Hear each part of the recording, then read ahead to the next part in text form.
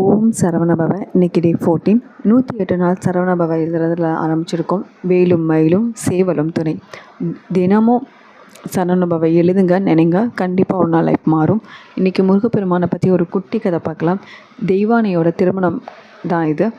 தேவர்களோட அரசனான இந்திரன் சூரபத்மனை வென்று தேவர்களை காப்பாற்றி முருகப்பெருமான் நம்மளை காப்பாற்றிருக்காங்க அப்படின்ட்டு இந்திர பகவான் முருகப்பெருமானுக்கு நன்றி சொல்லணும் அப்படின்னு நினச்சி அவரோட வளர்ப்பு மகளான தெய்வானையை முருகப்பெருமானுக்கு கல்யாணம் பண்ணி கொடுக்கணும்னு நினைக்கிறாங்க.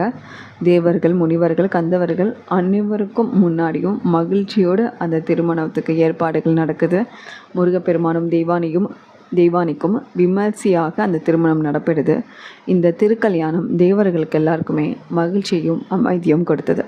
இந்த திருமணத்தின் நினைவாக தான் திருப்பரங்குன்றம், மதுரையில் இருக்கிற திருப்பரங்குன்றம் முருகன் டெம்பிள் மிகவும் சிறப்பு வாய்ந்ததாக இருக்க அங்கே முருகப்பெருமான் தெய்வானியோட அருள் பாலிக்கிறார்.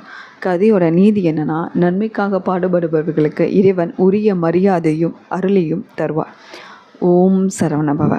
நம்மளும் பலன் கிடைக்கும்ன்ட்டு நல்லது செய்யாமல் கண்டிப்பாக நல்லது செய்வோம், நல்லது நினைப்போம். நமக்கு எது வேணுமோ, நம்ம எது ஆசைப்படுறோமோ அது கண்டிப்பாக கிடைக்கணும்னு அவசியம் இல்லை.